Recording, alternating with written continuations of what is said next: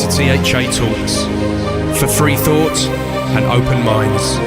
And for freedom of speech.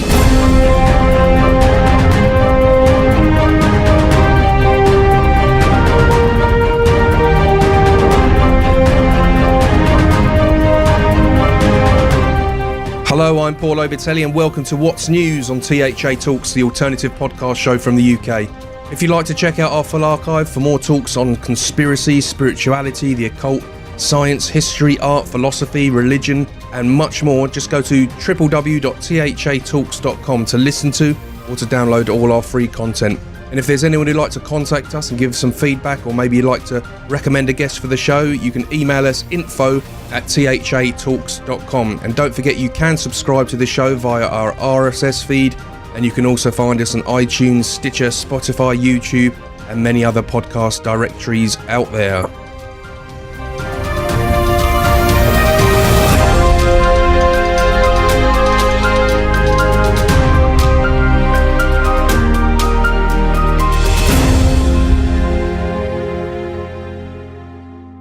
Well, hello, ladies and gentlemen. Thank you for tuning in again here, and I'd like to wish you all a happy Easter on this Easter weekend.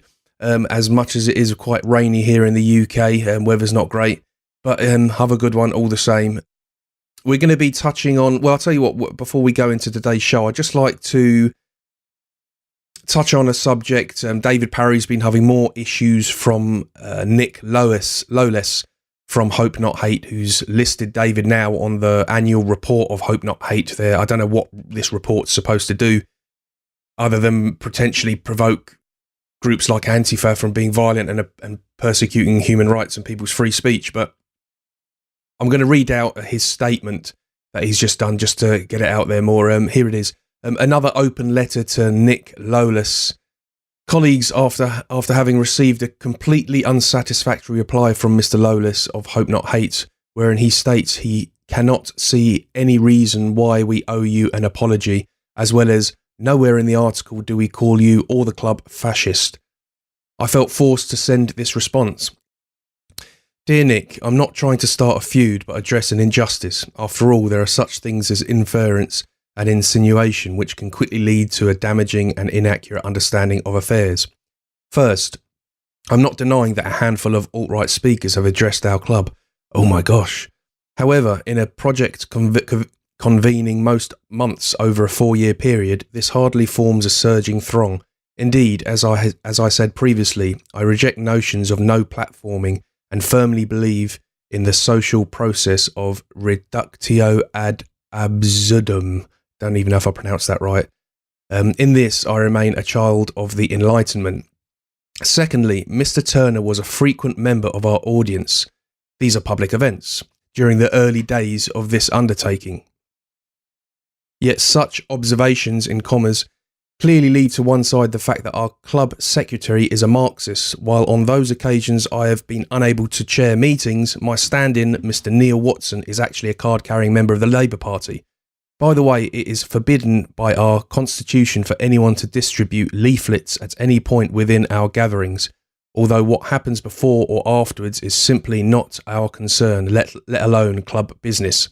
Thirdly, it is tantamount to ridiculous to say that significant numbers of our speakers represent a far-right perspective. Obviously, your cherry-picking informants have refused to list Professor Michael York, an avowed liberal and renowned LGBT activist, and author and philanthropist, I think that's right, Mrs. Julian Haslam, a famous Anglo-Indian social reformer. Also Mrs. Sundas Abbas, the international human rights Iraq Turkmen campaigner. Or for that matter, flamboyantly far-left journalists like Vladimir Wiedemann and Stephen M. Bland. Hence, Hope Not Hate's focus is bewildering to say the very least, whilst your coverage is fundamentally as well as shamelessly imbalanced. All in all, I defend the idea of jaw rather than war stated, so I wonder if you yourself would consider speaking about the work of Hope Not Hate at the future session. Blessings, David. Obviously, I shall now be seeking legal advice. So yeah, this is coming on the back of David being listed on their annual report, his Facebook page, the address of the extremist club now called the Free Speech Club. It's intimidation, and it's attacking freedom of speech.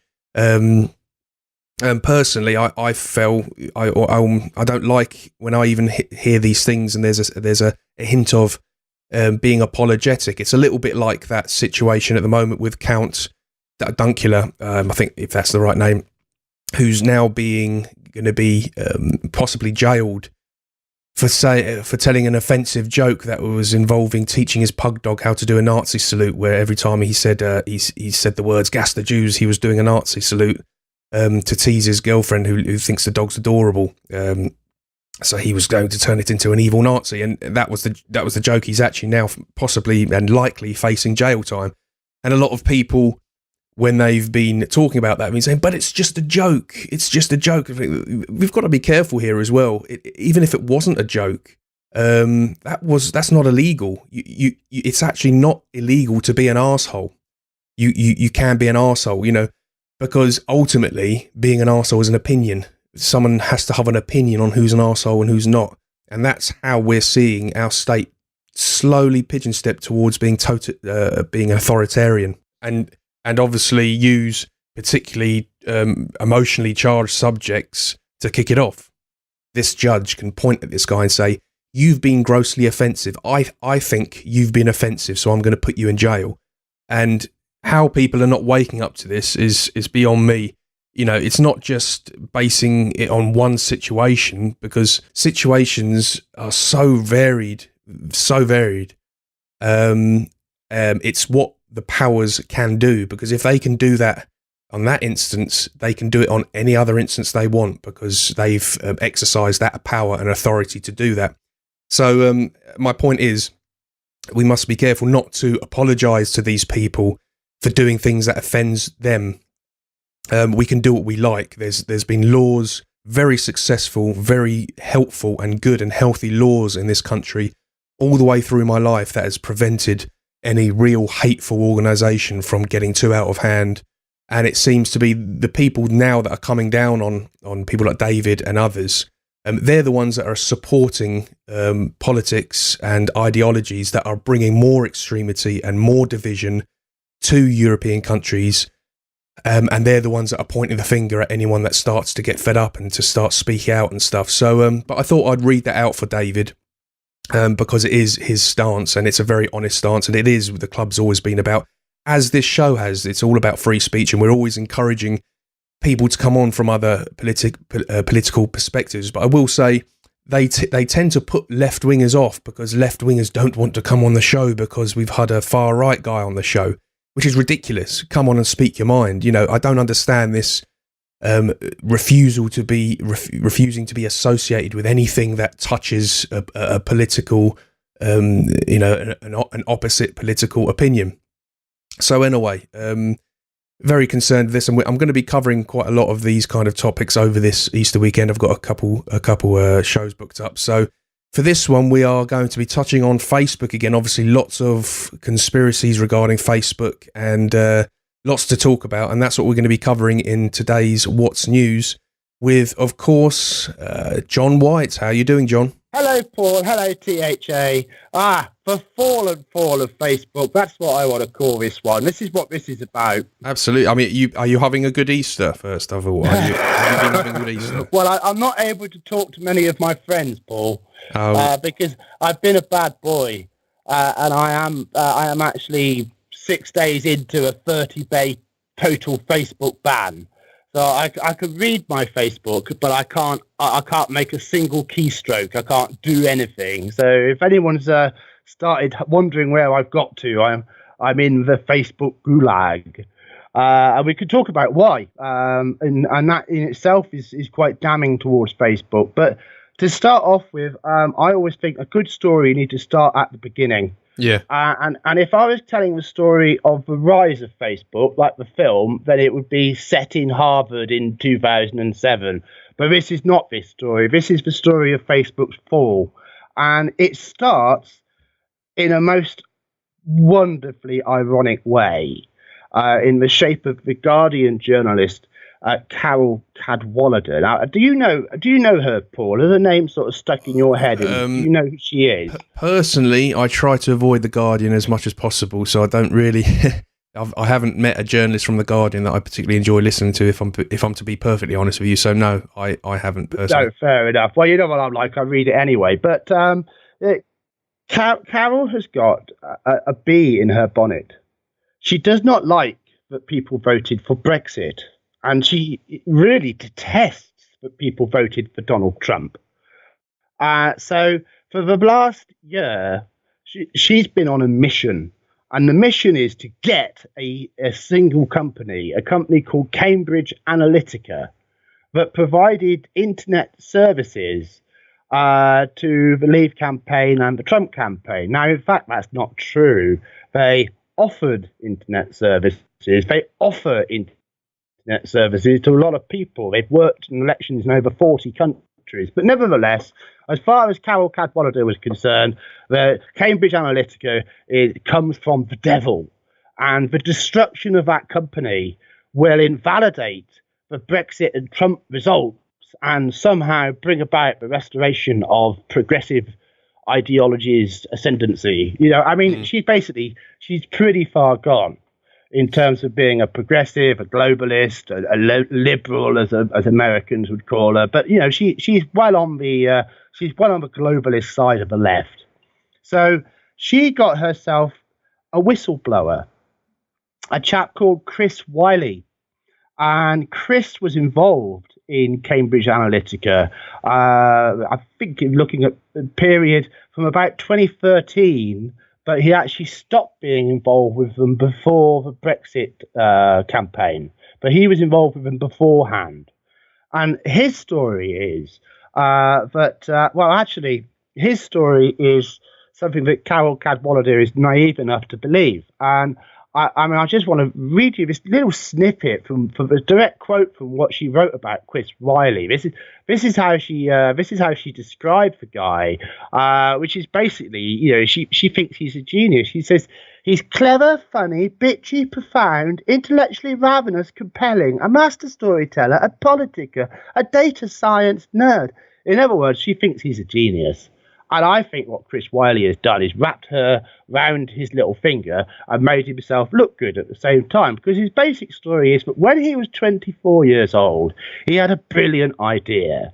And he thought, why not take the techniques of military information operations and apply them to electoral social media campaigns? So in this narrative that he's told Carol, he's the genius. He's the one who came up with the idea of using Facebook in this way. If you believe that, you're very naive. And that says a lot about Carol Cadwallader, because she swallowed it hook, line and sinker. So she then used his expose of how Cambridge Analytica was using apps to harvest people's profiles on Facebook. Now, what this is that a Facebook user, when they see a quiz or a game or, you know, all these stuff thrown at them, and especially the stuff that people share that goes viral and just goes round and round and round ordinary people's timelines because it's diverting and fun. Every time people have been doing that, in order to consent to do it, or if they don't carefully untick it before accepting, they give away their whole profile. And not only that, but they also give away everything their profile knows about the profile of all of their friends. So by a process of doing this, Cambridge Analytica was able to build up from information from around 200,000 profiles. Cambridge Analytica was able to build up a database of 500 million voters. And what their voting habits were, you know, and what their issues were, and what they might be triggered on, and they were selling this, and it is called psychographics or psychometrics, and it's based around taking people's information from people's personality and how they express themselves, and using that to construct a matrix which indicates, you know, their political leanings and stuff. So this is Carol Cadwallader's big expose, and it was printed It was printed in the 17th of March. So we're not really talking very long ago. It was only 2 weekends ago, and the world has changing very fast as a result of this. I made Steve Bannon's psychological warfare tool. So she printed this, and as far as Carol was concerned, that's it. She's going to do Cambridge Analytica in, and she's going to be a hero of the left, and she can undermine the Brexit result, and the Ramonas are going to get a second referendum. And she'll get her way. Get her way. Yeah. Well, the problem is that Carol is stupid. Because the truth is that Cambridge Analytica are just one company doing this stuff. We don't know how many there are, but there are a lot of them. And some of the other ones, which we should know the names of, are companies like Orbis, who our friend Sergei Skripal was helping out with the Russia dossier, or Fusion GPS, which offers its expert services to go and get dirt on opponents, which is exactly what Cambridge was also been now exposed as doing, or Palantir, that does all of these things and is actually set up by a guy who was previously vice president of Facebook itself. And even richest of all, The Guardian, the very newspaper that Carol Cadwallader writes in, has been harvesting its users' profiles for years. So, by exposing this fact that really, I've certainly known about it for a very long time because it was so obvious that this was what was going on. Don't click that stuff; they just get all your data. I mean, how many times can you tell people? If you read the small print, it actually told you what it did. So it's not. It's a bit like the. It's a bit like the bank mis-selling of the insurance on loans. But they're still trying to get money back from banks for that now. But anyone who read it could have known it was bloody useless because it was so impossible to claim. Which was the whole point. But I digress slightly. The Guardian itself has been doing this. So what's happened here is a blue touch paper has been lit by Carol Cadwallader, and she's not understood. She thought she was just focused on her target, this one company, for her ideological reasons. But that has now spread like a wildfire and exposed the whole nature of Facebook's operations. Now, let's have some interesting facts here about Facebook. This company is currently worth $480 billion, or at least it was until it lost $50 billion of its value plus since this started to break. So, I mean, Facebook was on its way down. But, just before this broke, Facebook was worth almost $500 billion. Now, Facebook, in its first couple of years, didn't make any money at all. I don't know if you remember that, Paul, but one of the things about Facebook was, it's spreading so quick, but how's it ever going to be an effective business model? Do you remember that? Yeah, I don't. Well, it seemed to have endless support to it. Yeah, and we can get into why, because that is something we need to get into why. So when Facebook started to monetize itself, that was 2009. We're now in 2018, and in all that time, Facebook's profit over almost a decade is a very handsome figure, 13 billion. How could a company be worth 480 billion if it struggles to make much more than $1 billion a year? Can you see that in itself suggests that there's something very different about Facebook? Absolutely. And what's different about Facebook is also different about Google. Therefore, it's also different about YouTube because they're part of Google. And it's different about Twitter. And it's different about Amazon. And the thing is that all of these companies have always been deep state faces. From the very beginning. I mean, this idea that Chris Wylie came up with the idea of applying military psychological operations techniques to social media. Social media is a military information operation technique. That's what it is. So he didn't invent anything. He didn't discover anything. He was brought in and briefed. Yeah, you're now going to do this work for us. They've recruited you from university, probably through secret school stuff, you know. But for whatever reason, he's had a falling out with Steve Bannon. Maybe he didn't like his haircut and his ring nose. I don't know, you know. And now he's now done his little shopping act, and you know, I think he feels like a bit like a hero, you know. But the funny thing is that Chris Wylie hasn't really whistleblown anything. All he's done is he's provided that personal statement just to say, yeah, that's all true. That's all he's actually done, you know. But by doing that, he broke the wall, because there's a wall between what people know and what information forces us to accept can no longer be denied. And when a story, I mean, the whole point of activism behind a cause is to push its awareness and its information and its evidence and its proof to the point where it crosses that line and it can no longer be denied. You know, so it's from the number of people that believe 9/11 was an inside job is now pretty huge, but you still haven't managed to get over that line. And that's what a whistleblower often does. But in terms of new information, there's nothing new about what Chris Wylie told us. We could have told him, you know, but it's the fact that he's that person whose statement was in that position to just kick it over. So the point about Facebook, the reason it's become so big is it's always had deep state subsidized bandwidth. And that's why it's been very hard for a competitor to arise that can handle the amount of data that Facebook handles. Because data, Facebook at its heart is an intelligence gathering mechanism, and it's designed to suck in everyone's data and send it to the deep state shadow internet.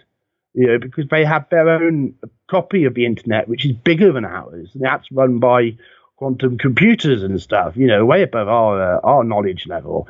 But that's what Facebook was.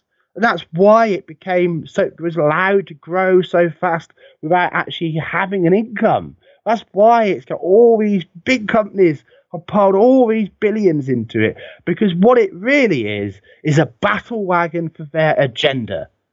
And if you're on board, you're on the inside, you're in the globalist elite. So the companies that invest in Facebook are the companies which are the fronts for the would-be masters of the world. That's what it is. Same with Twitter, same with Google, same with Amazon.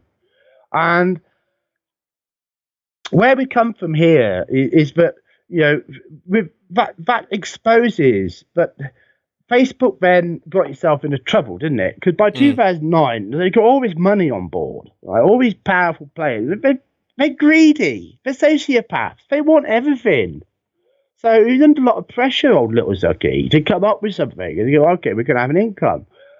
And what Facebook has done in the years since is to appease its deep state masters, it's effectively raped its own user base. And I mean, I get my head around stories. It's a talent of mine that I can take in information and get a big picture. You know, it's a very helpful talent. But with Facebook, with this story, it's such a huge organization that it's impacted so much in so many ways all around the world. I think we're going to really struggle to really understand the full ramifications of everything which has gone on. But what we can say about Facebook is that we've got the intelligence gathering, so it's effectively it's for the NSA, it's for the CIA, it tells them everything. So it's an intelligence tool. That's its first function. Then it's been used as a tool to repress social debate. So it's a censor. And in countries which have got dictatorships, Facebook's been quite happy to help dictatorial governments spy on their own citizens and dob its users in for crimes. Thought crimes. So, you know, where Facebook operates, where it thinks no one's looking, it's absolutely terrifying. And then, because Facebook is part of the globalist agenda, it's also been part of what's called the disruptor agenda. Now, this is where Silicon Valley companies have gone into, especially third world economies, right? Companies like Uber. And then undercut everything to such an extent that they've destroyed the economy that existed before and then replaced it with an economy that they control. Now, Uber was doing it with taxis. Facebook's been doing it with internet access. So in the third world, Facebook sell a special product, which is because people can't afford a full sort of internet bandwidth connection. So instead, they get bundled into their phone. They get a pre-selected mini internet that only goes to a handful of sites, all of them globalists like Facebook and Amazon. So by doing that, Facebook has sort of insinuated itself in the web into local economies. Now, on the one hand, it's great because it's enabled people with craft skills to match their skill to potential customers, so that when they go into town, they can weave a few baskets and they've got people there to pay them, and it's brought money in for people. So purely on the bottom level, it has been of some benefit, but the downside is the total dependency that it then creates. And what happens if Facebook doesn't like you and it then blocks you and you no longer have access to your market? Absolutely. I mean, one of the things I've always thought about these kind of platforms, and even going back to when Microsoft took off. What's the guy who created Microsoft? It's gone from my head now. Bill Gates. Yeah. Bill Gates. It's like I can't see that people like him they just created this computer and all of a sudden it just went. I've always had this feeling it's someone that's come along and said, "Oh, that's a good idea. Here, we're going to give you some money. You push this further, and you keep doing what we say, and we'll keep giving you more money." And it's from the beginning they grab a hold of it, and that's it. It's those kind of ideas that go to the top because they've had that. It's all to do with money. Whoever puts the money behind it is in control of it, and it's probably the same. Well, I'm sure it's the same with Facebook. It was a great idea. They said, "This is a great idea. We'll fund this. You do what we say, and you're going to be an incredible rich man, and this will be the biggest thing you've got." But ultimately, it's a corrupt idea. It's turned into a corrupt idea, Well, what I would say with that, Paul, is that we would be naive not to recognise that global corporations who make their money from ideas have not had a role in hot-housing genius. Yeah. So from the 50s onwards, corporations like Rand and IBM, they were scouting the world. They were looking for young, genius-level talent, and they took these people in and they hothoused them. And it's absolutely true that we now know some of those people as global personalities. Some of them we know are hothoused because they've admitted it, like Elon Musk. Others is far more subtle, and I think Bill Gates would be an early beneficiary, at least, of a hot housing program. As for Windows and Facebook, I mean, by Windows operating system and also Facebook, both were being demonstrated at Rand Corporation in the middle of the mid-1960s. So, 20 years before the public even knew that such a thing as a personal computer could be anything other than a dream, because at that period, a computer was the size of a house, and it would still struggle to work out your shopping list, so I mean, what the public saw and what was used for the Apollo missions and so forth. God, they're so primitive compared to today. I mean, anyone's mobile phone has got more processing power than the Apollo mission. So the world's come so far, but it's always been the case that they have looked for individuals to front these companies for them. And Zuckerberg is just, can the guy even code? I mean, does he convince at all about anything? He's just been so much of a front, this strange personality of his as well. He's a very strange fellow, like an innocent little boy, isn't it? They've picked the right, puppy eyes. That innocence hides something deeply sinister. And this is another aspect of Facebook, which I think is perhaps going to challenge some of us here, which is secret Facebook groups. Now, and I'm personally, I'm not a member of. I don't think I am. I'm not a member of any Facebook group which is secret. I think I'm in one or two which are closed. But the idea that there can be a group which is so secret that all you can see from the outside is the name of a group, and you have to apply to join it. You can't see who's in the group. You can't see anything which is said in the group. Now, one of the areas which has come out recently is, of course, Jeremy Corbyn and the Palestine Live group. Now, Corbyn, leader of the Labour Party, he's had a hell of a week because Labour just keeps getting savaged as anti-Semitism keeps rearing up its head deeper and deeper into the party, and the divisions have really been on public display. Now, Corbyn got himself in hot water a couple of weeks ago when an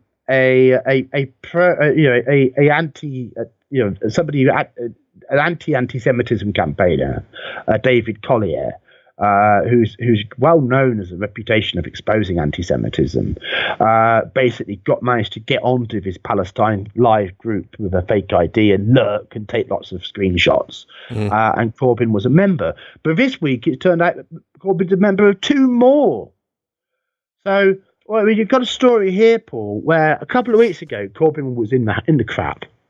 And you've really got to question any party leader of a major political party who's in a Facebook group at all. I mean, most a public personality should have on Facebook is an official page. You know? The only thing I personally don't really support Corbyn. I don't trust him at all. I think people are a bit hoodwinked with that one. But having said that, again, we've got to be careful with. I mean, some people would just go in a internet, like a Facebook group, just to see.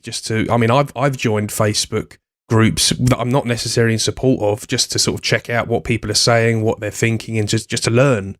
You know, so ultimately, what a lot of people might be saying is if you go into a group, I don't know, like a Nazi group or a jihadi group or something, and you just want to research and find out what they're doing, you can then ultimately say you're a jihadi or you're a Nazi or this or that. And it's very, very shaky ground, very shaky. No, major problems. Yeah. This whole thing is fraught with difficulties, because I bet right now that there are listeners saying, but there are legitimate reasons to have a secret group. Yeah. And you know what? I agree with that. I can understand. I agree with that point of view. But the problem is how it's being abused. And this is only one small example. Now, I happen to not rely on press reports. So I sat down and I read David Collier's complete 280-page report on this Palestine Live group. And I did that, and it took me about 4 hours. And I spent that time because I wanted to be absolutely sure that what was being claimed here was what was being claimed here. And I have to say that in the depth of that group, it is really, so there's some really nasty, horrible examples of sheer malice, hatred towards people because they are born Jewish, and I can't accept that. But there's more to this. There's a lot more to this. Now, a couple of weeks ago, me and my friends on Facebook managed to get something trending very effectively, which is that somebody had done a search in the Facebook search bar, and what they typed was video of. That's the only words they typed. Yeah. And what came up with the auto suggestions from Facebook to complete that was beyond disgusting in a pedogate way. I mean, I will say no more than the top autocomplete offered by Facebook was video of little girl sucking, and I will say no more. Right, so this went viral. Right, we got on it, memes were out, bang, we were right on them. And within 12 hours, they'd rewritten the algorithm and offered a profound apology. And yet they're happy to jail a far-right terrorist for sort of being mean to a Muslim or something, or you know. But you see, this isn't the point, Paul. Right, changing the algorithm just hides the symptom. Yeah, the apology for what? Getting caught out? What is happening on Facebook in terms of secret groups, which are forcing search terms like that to come to the top of Facebook's algorithms? Now, some pedogate campaigners I'm particularly thinking of giving a shout out to Liz Crokin here, also probably David Seaman. People have been since Pizzagate, people have been looking for use of Facebook by paedophiles, and I'm very reticent to get into my research myself because, I'm very conscious. I don't want my own search engines to be full of that sort of search term crap, So it's a bit, it's a difficult area of research. Let's put it that way. But in the immediate aftermath of Pizzagate, many paedophiles were found openly operating on Facebook. And they quickly went into cover. But now, there's disturbing evidence that there are big criminal operations being hidden on Facebook by secret groups. And the only person to tell us if that's the case or not is Facebook. And of course, they're hiding it. And at what point are we wondering, are Facebook involved in it? You see, with all of this social media, whether it's Facebook or Twitter, this applies to both of them. Everything which they receive, they save. Everything. Every image. Every video. And if you think about all the ways that people have used Facebook in a bad way, or posted revenge porn and all the rest of it, Facebook keeps all of it. And there have been stories, certainly from the Twitter side, that there's this temptation then, isn't there?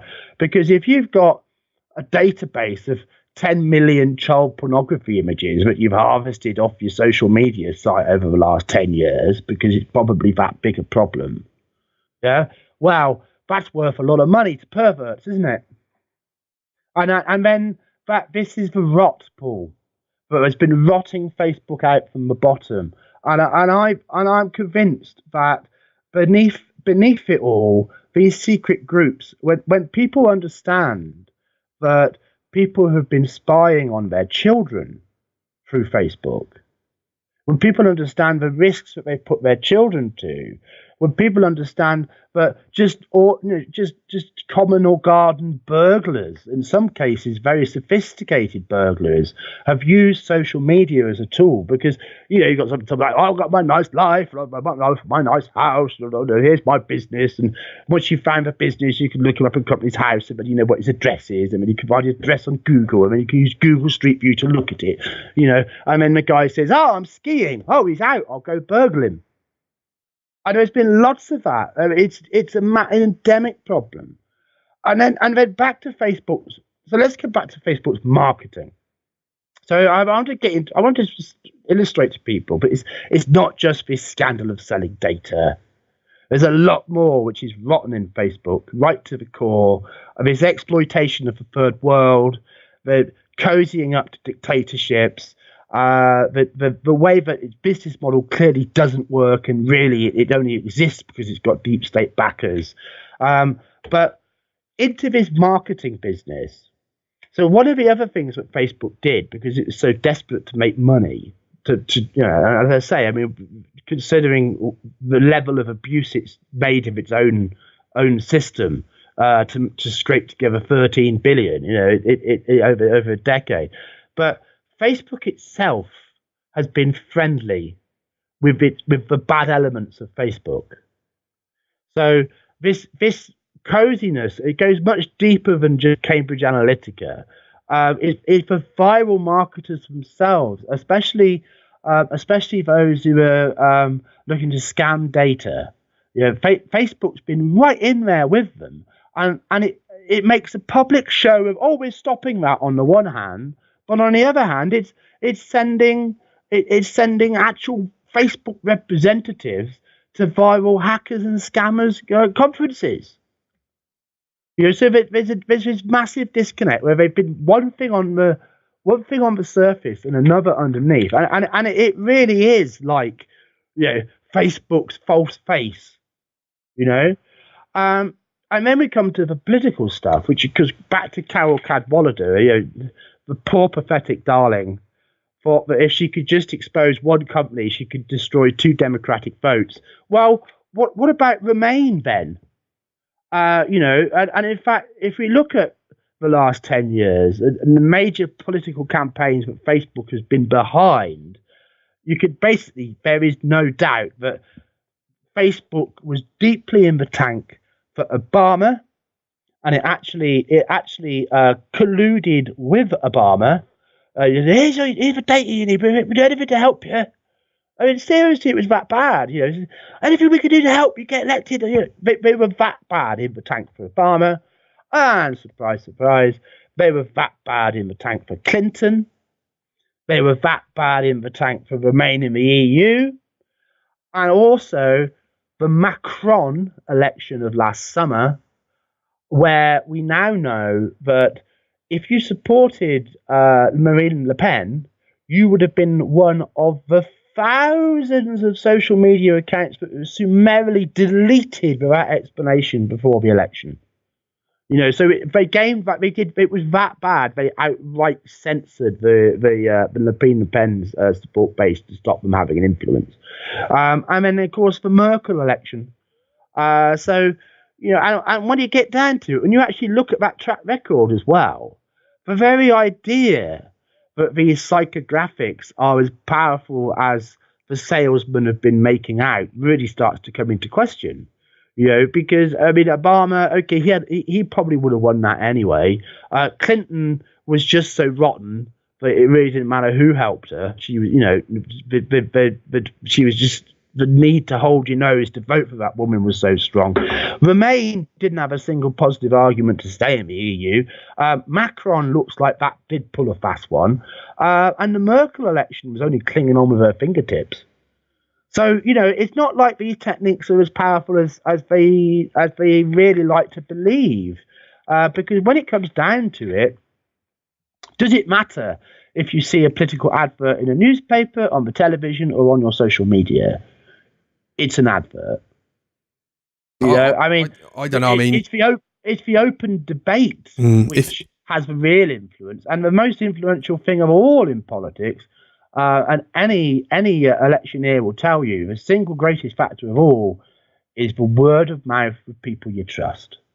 If you look at all the latest votes, referendums, elections, and so on, I've always had this feeling that the populist movement is actually bigger than the mainstream let on. I think. I mean, if you look at Brexit, for example, their polls are always sort of saying it's neck to neck, and then you'd have Remain going ahead and stuff. And when you look at how Brexit won, and that whole week before with that death of Jo Cox, and it was really, I mean, they even interviewed her husband straight after the last big grand live TV debate on it, and then literally straight after you had her sobbing husband, and they were talking about hate and divide and all this, pulling on the heartstrings of the nation.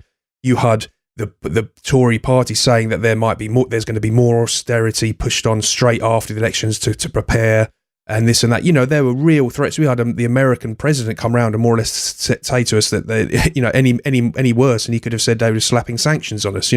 Well, what a cheap punk he was. And when you look at all that, you look at all that, and yet Brexit still won, and the fact that they haven't rushed to call a second referendum, they're dying to, but they're just not confident enough to do it. So I think that they really have got a hold on the perception of how many people are voting. If you're in London, then you're going to feel like everyone's a Remainer, but you go outside of London and it's a different story, really. Obviously, apart from a few areas, But I've got that feeling, and that's why they're getting pretty desperate now. They'd like to clamp down on the internet and more things, because they're just generally worried that eventually it's going to get out of their control, and they just will not be able to control and influence people to vote the way they want to vote anymore. They're clinging on by their fingertips.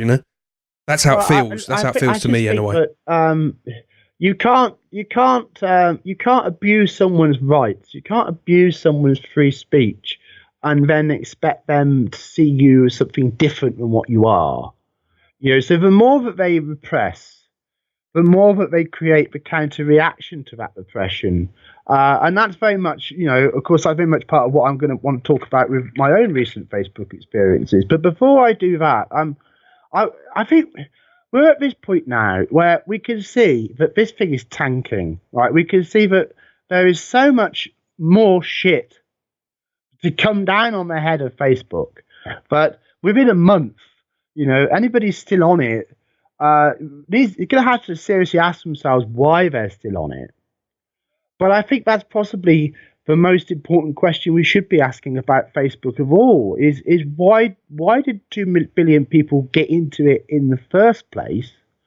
And why is it that even those now who are saying we must delete Facebook, the vast majority of those who are disgusted with Facebook and are turning their backs on it now still want social media? So there's a question there, isn't there? That says that there's all these negative stuff that Facebook has done, but people have also responded to having the tool that it represents in a very, very positive way. But I mean, I got into Facebook as an activist. So, when I made my account in 2009, A, I knew it was a total surveillance operation. B, I knew that I was responsible for every keystroke I ever made on the thing, but then I think that about the internet anyway, and C, I decided I was going to grab it and use it as a two-handed sword and stick it straight back at them and talk directly to people. And 7 years later, we had the Brexit result. And in that time, we did catch them with their pants down. They didn't understand how effective ordinary people could be at messaging compared to multi-billion-dollar messaging campaigns, or multi-million-dollar or pound messaging campaigns. And I've seen some data that suggests that in around 2014, it was only about 25 Twitter accounts that shifted the whole national narrative on immigration. So ordinary people have found that by using social media, they can have a very powerful effect.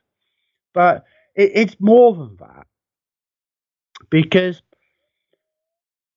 one of the ways that I've seen Facebook looked at is in terms of its use of subliminal addiction techniques.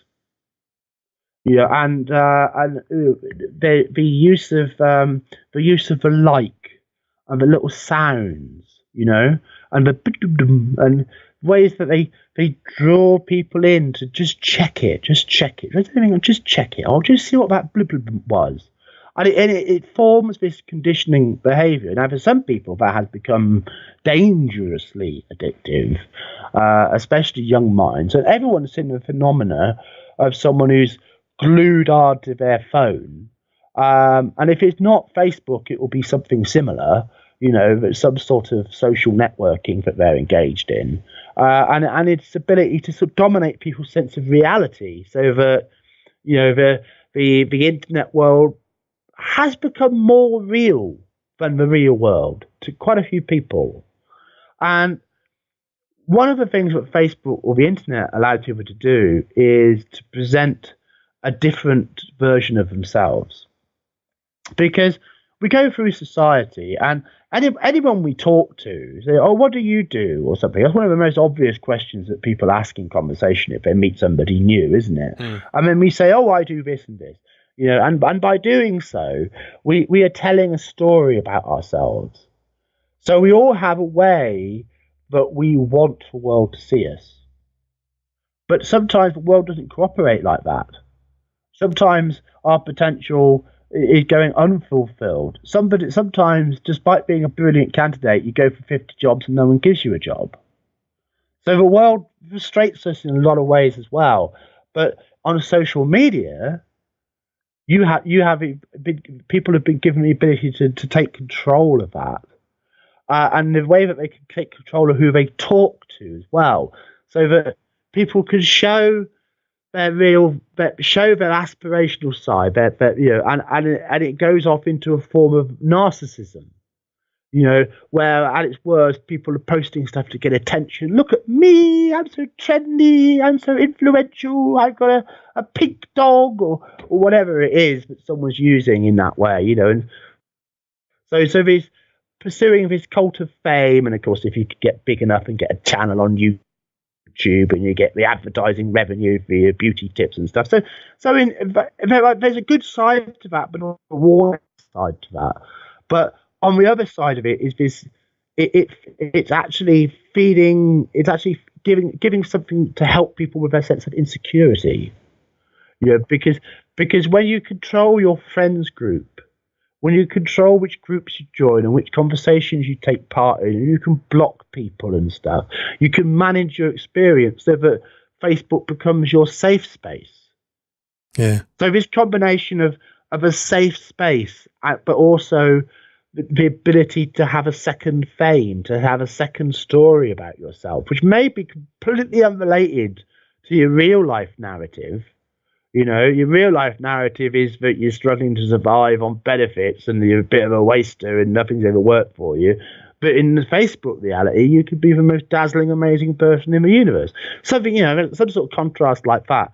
And that has sucked in millions of Facebook users for just those reasons. The dopamine triggers, the use of subliminals and neuro-linguistic programming and all of this stuff to sort of grab people's attention, bring them into the site, keep them using the site, and feeding people's narcissism and insecurity. So it's really, for those who are really into social media, it's become a chance to have a bespoke reality, a bespoke identity, and I think that there are a lot of positives to be found there, but this also explains why people don't want to give it up. The people who are horrified by what Facebook's done with their data and are going to get a lot more horrified about what Facebook's been up with these secret groups, and we didn't even talk about terrorists. Then I think Facebook's reputation is going to take a heck of a kicking, but they're already looking for something to replace it with. Now, whether there's going to be a replacement is perhaps another issue.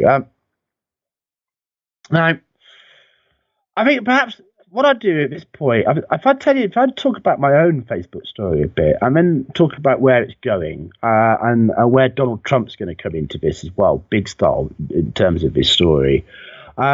I've mentioned, people who listen to me on this know that I've used Facebook as an activist. But last weekend, I decided I was going to react to all this stuff going on by starting a new hashtag campaign.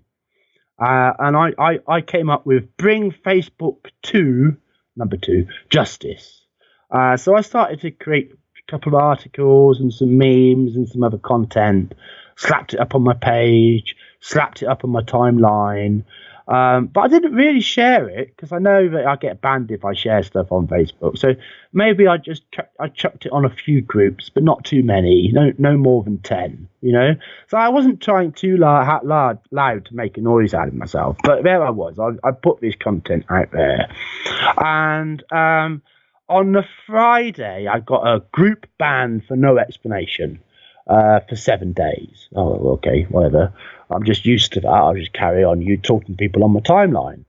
But I was looking at what could be done, and I come up with the fact that the US Congress is investigating Facebook right now, and because there's talk of hauling Mark Zuckerberg in over the coals.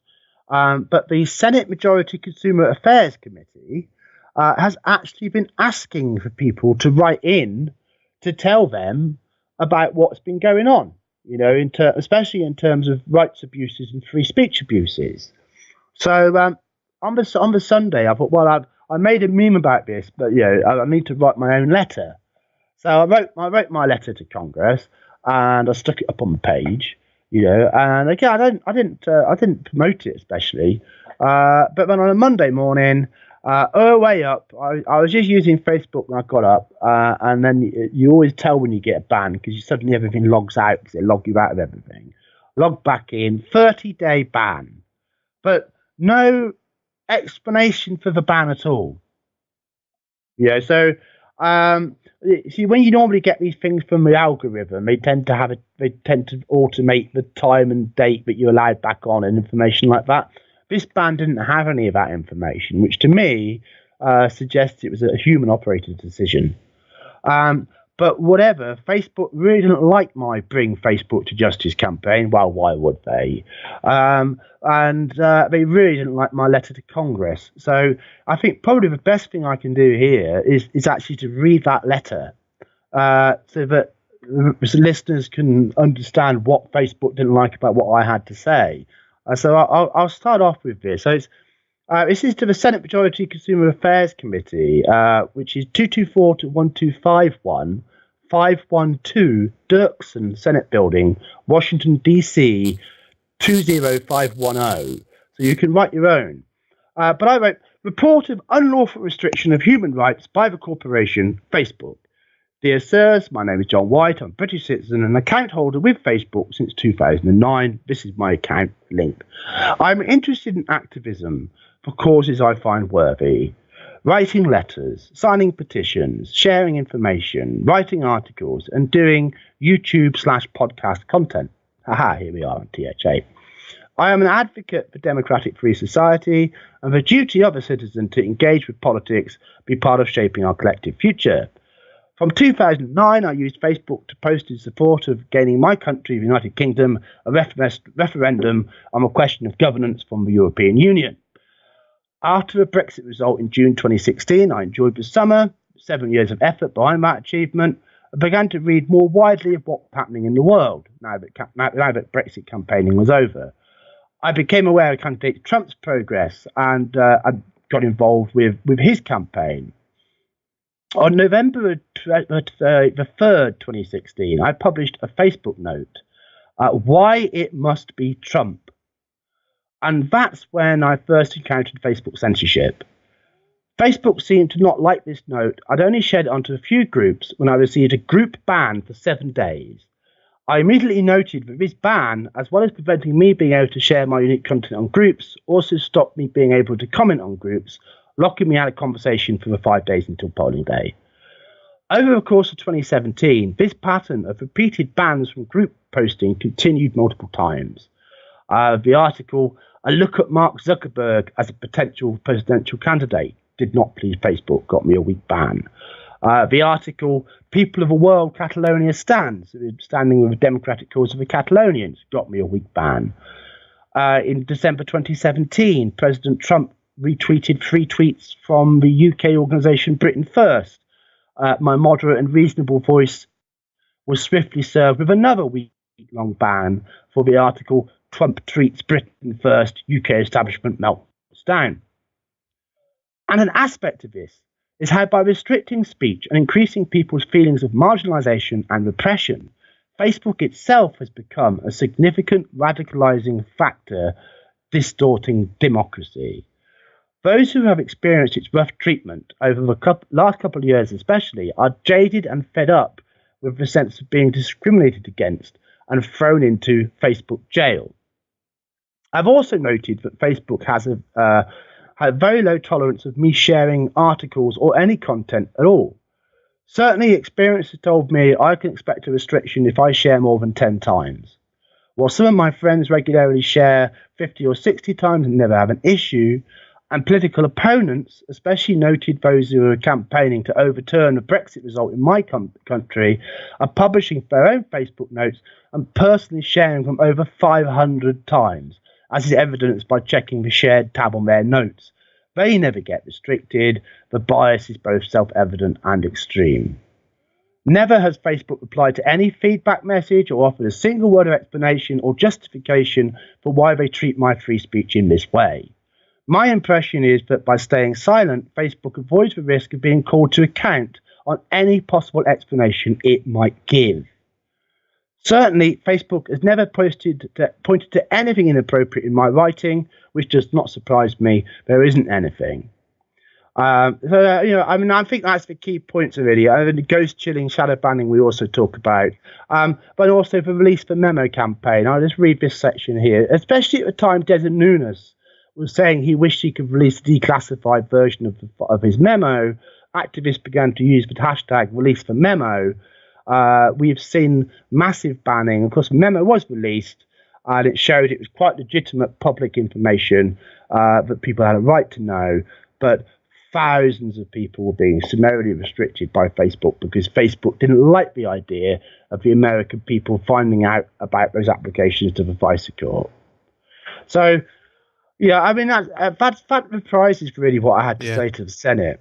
And, so I sent that, I've sent that off, and I put that on my page, as I do with all of my letters. So just as purely as an example to other activists.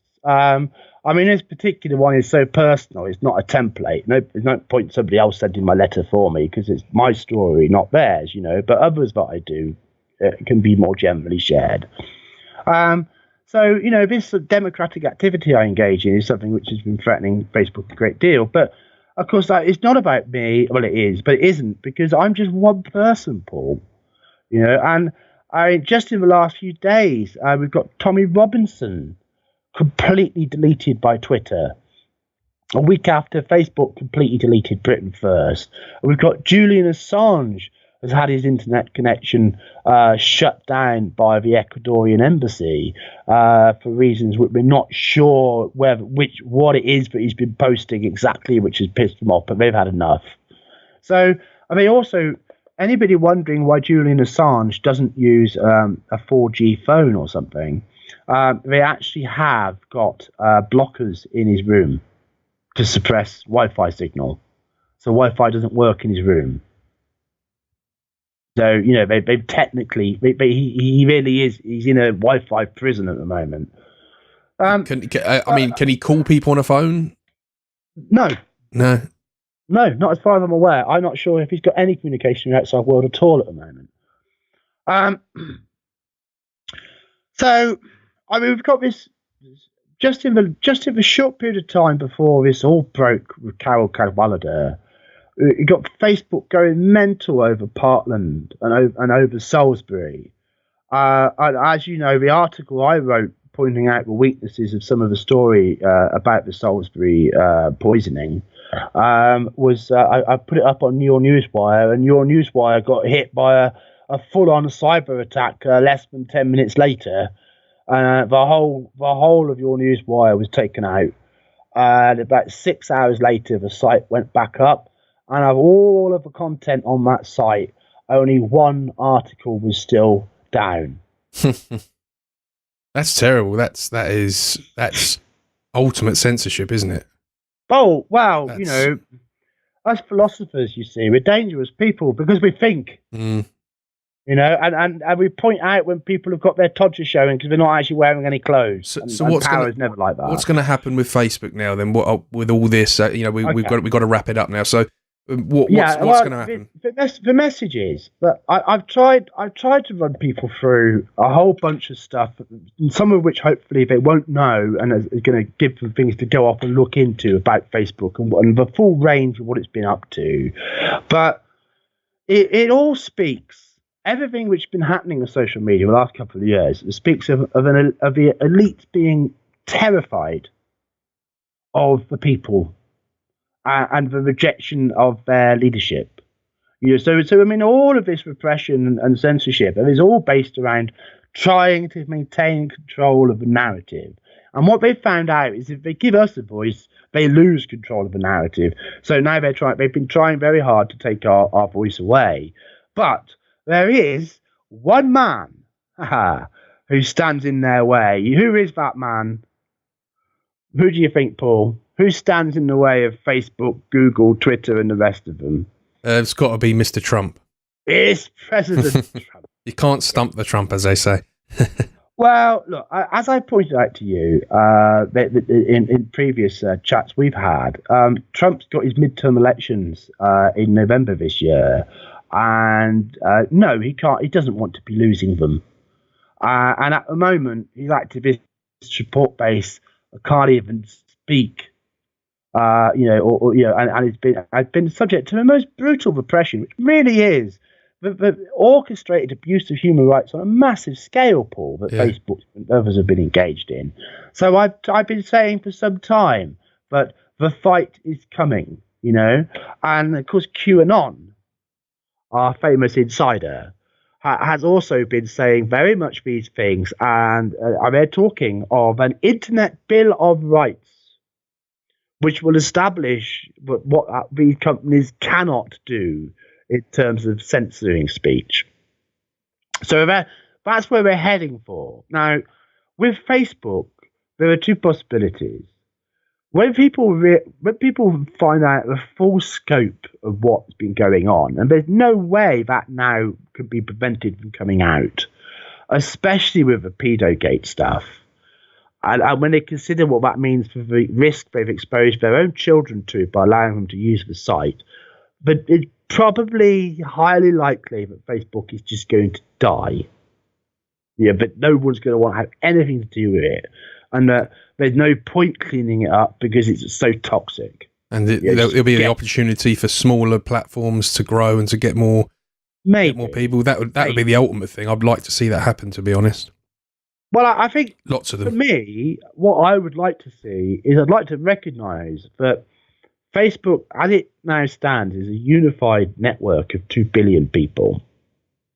And that is not something which is necessarily in our advantage to lose.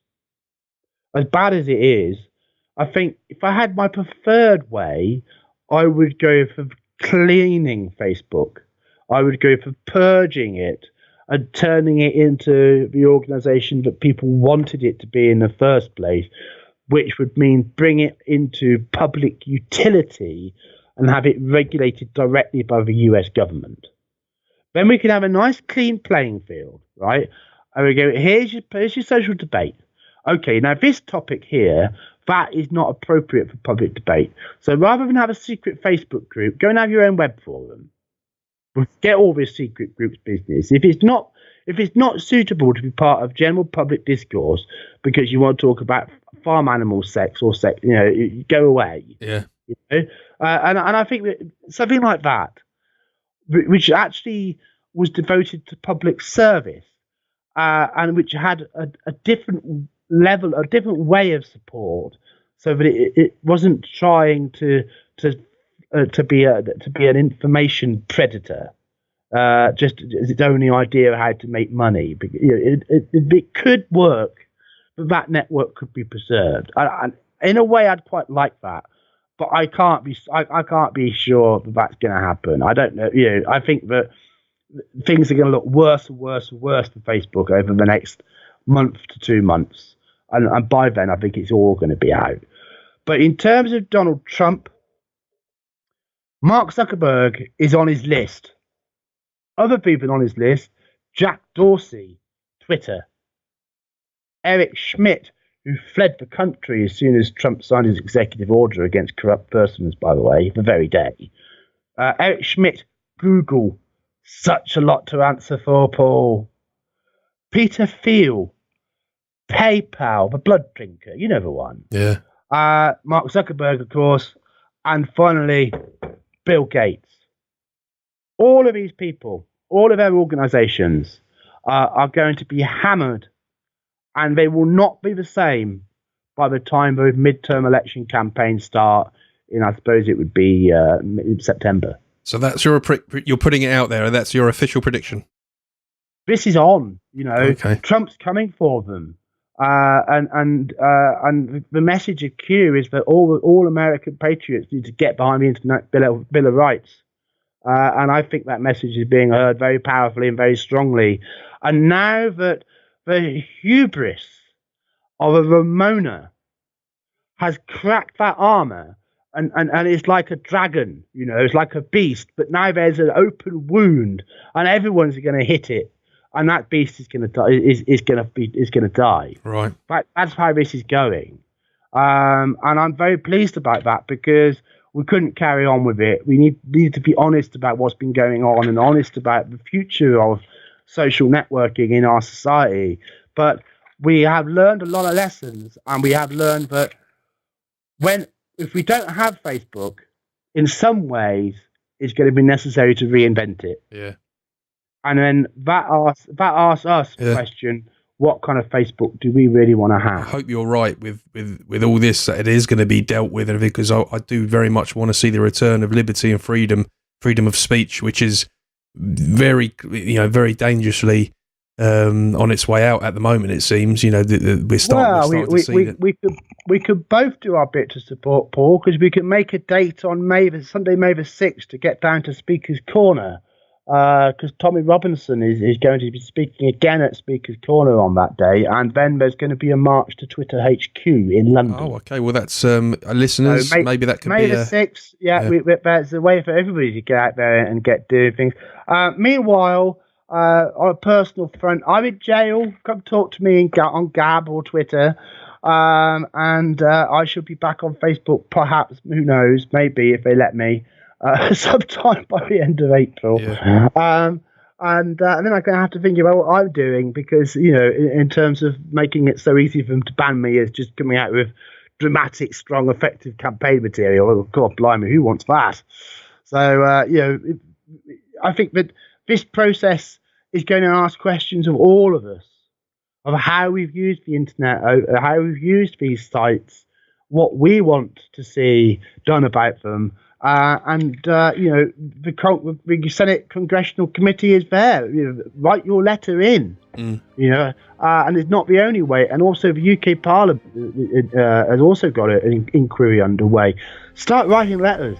Start making noise. Because this is your chance to really make a difference over the next 2 to 3 months. Great. Okay, well, we're going to wrap it up there. Thanks for that, John. That was interesting stuff. Please, listeners, let me know what you think about all that information, and if you've got anything you'd like to add, please feel free to forward some information or some guest recommendations. Other than that, keep linking the show, keep telling your friends about the show. More importantly, keep downloading the show. Until the next time, we'll be seeing you. Bye.